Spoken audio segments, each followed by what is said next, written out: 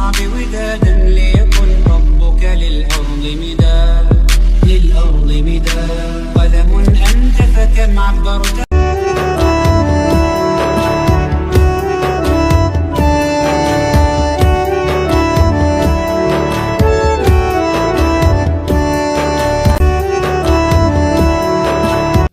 அஸ்ஸலாமு அலைக்கும் ரஹ்மத்துல்லாஹி வபரகாத்துஹு. அல்ஹம்துலில்லாஹி ரப்பில் ஆலமீன் வல் ஆகிபத்துல் முத்தகீன். அஸ்ஸலாத்து வஸ்ஸலாமு அலா அஷ்ரஃபில் அன்பியாஇல் முர்சலீன் வ அலா ஆலிஹி வ ஸஹ்பிஹி வன்னாஸி அஜ்மஈன். அம்மா பஅத். இன்று நாம் ரமலான் மாதத்தில் தஃப்ஸீருடைய தொடரில் சூரத்துல் முஃமினூனுடைய வசனங்களை பார்ப்போம்.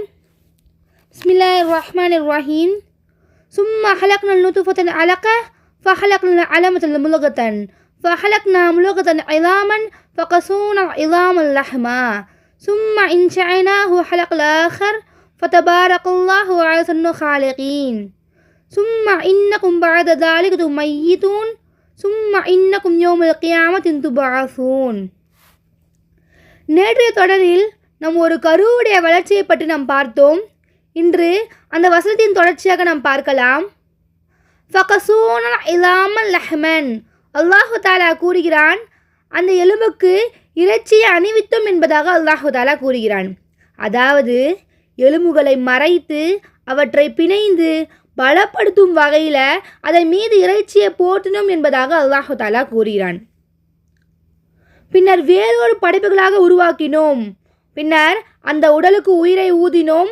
அப்போது அது அசைய தொடர்கிறது. செவி, பார்வை, இயக்கம், நகர்வு ஆகியவற்றையுடையதாக அது மாறுகிறது என்பதாக அல்லாஹு தாலா கூறுகிறான். அடுத்ததாக ஃபதபாரக்கல்லாஹு அஹ்ஸனுல் காலிகீன். மிக அழகிய படைப்புகளாகிய அல்லாஹ் அருள்மிக்கவன் ஆவான் என்பதாக அல்லாஹு தாலா கூறியுள்ளான்.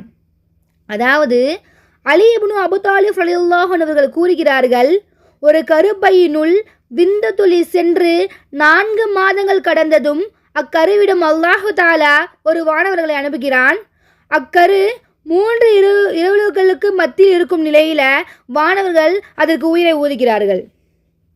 நபி ஸல்லல்லாஹு அலைஹி வஸல்லம் அவர்கள் கூறுகிறார்கள், விந்து துளி தாயின் கருப்பையில் 40 நாட்கள் தங்கியிருந்த பின்னர் அதன் அருகே ஒரு வானவர் வருவார். அவர் அல்லாஹ்விடம், இறைவா, இவன் நல்லவனா அல்லது கெட்டவனா, இது ஆணா அல்லது பெண்ணா என்று கேட்கிறார். அல்லாஹ்வின் கட்டளைக்கேற்ப அது பதிவு செய்யப்படுகிறது.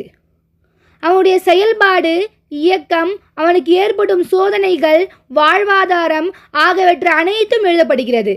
பிறகு அவனுடைய ஏடுகள் சுருட்டப்படுகின்றனர். பிறகு அதில் எந்த ஒரு கூடுதலும் இல்லை, எந்த ஒரு குறைபாடும் இல்லை. மற்றொரு ஹதீஸில் நபி ஸல்லல்லாஹு அலைஹி வஸல்லம் அவர்கள் கூறுகிறார்கள், உங்களில் ஒருவர் தம் தாயில் வயிற்றில் 40 நாட்கள் விந்து துளியாகவே சேமிக்கப்படுகிறார். பிறகு அதை போன்று அந்த விந்து துளி ஒரு கருக்கட்டியாகவும் பிறகு அதை போன்று 40 நாட்கள் கழித்து அது ஒரு சதைப்பினமாகவும் மாறுகிறது. பிறகு அதில் ஒரு மலக்கு அனுப்பப்படுகிறார். அவர் அல்லாஹ்வின் ஆணைப்படி அது ஆணா அல்லது பெண்ணா என்று ரூஹை ஊதுகிறார். அதற்கு முன்பதாகவே அல்லாஹு தாலா அவனுடைய வாழ்வாதாரம், அமல், அவன் சீதேவியா அல்லது கெட்டவன் ஆகிய 4 விஷயங்கள் எழுதுமாறு ஏவப்படுகிறார். அல்லாஹின் ஆணைப்படி உங்களில் ஒருவர் சொர்க்கவாசிகளின் செயலை செய்து கொண்டே செல்வார். அவர்களுக்கும் சொர்க்கத்திற்கும் இடைவேளி 1 முறை இடைவெளிதானா. அதற்கு முன்பே அவனை விதி முந்திக்கொள்ள இறுதியில் அவன் நரகவாசிகள் செயலை செய்து கொண்டு அவன் நரகத்தில் புகுவான். இதே போன்றே ஒருவர் நரகவாசிகளின் தீய செயலை செய்து கொண்டே செல்வார். இறுதியில் அவர்களுக்கும் நரகத்துக்கும் இடையில உள்ள இடைவேளி 1 முறை இடைவெளிதான். இறுதியில் அவனோட விதி முந்தி கொள்ள அவன் சொர்க்கவாசிகளை செயலை செய்து அவன் சொர்க்கத்தில் புகுவான். எனவே ஒருவன் 40 நாளில் அவளோட ரூஹ் ஊதப்படுகிறது, அவருடைய விதி எழுதப்படுகிறது. அப்போதுதான் அவன் சுவனவாசியா அல்லது நரகவாசியா என்று எழுதப்படுகிறது என்பதுதான் இந்த ஹதீஸ் நமக்கு உணர்த்துகிறது. 14வது வசனத்தில் அல்லாஹ், அதன் பின்னர் நீங்கள் மரணிக்கப்படுவீர்கள் என்பதாக அல்லாஹு தாலா கூறுகிறான். அடுத்ததாக, பின்னர் நீங்கள் நிச்சயமாக மறுமை நாளில் எழுப்பப்படுவீர்கள் என்பதாக அல்லாஹு தாலா கூறுகிறான். அதாவது மறுமை நாளில் மறுபடியும் படைப்பான். அப்போது உயிர்கள் உடலுக்கு இணைந்துவிடும். அனைத்து படைப்பினர்களும் விசாரணைக்கு உள்ளாவார்கள். அவர்களுக்கு செயல்களுக்கேற்ப அவர்களுக்கு கூலி வழங்கப்படும்.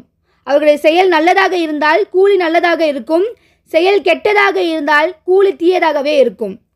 ஆகவே இந்த வசனங்களில் அல்லாஹு தாலா ஒரு உயிர் படைப்பதில் ஆரம்பத்தில் இருந்து இறுதி வரை உள்ளதாக கூறியுள்ளான். எனவே நம்ம அனைவரும் சீதேவியாக வாழ ரஹ்மான் நம்ம அனைவருக்கும் தௌஃபீக் செய்வானாக. வாஹிரு தஅவானா அல்ஹம்துலில்லாஹி ரப்பில் ஆலமீன். அஸ்ஸலாமு அலைக்கும் ரஹ்மத்துல்லாஹி வபரகாத்துஹு.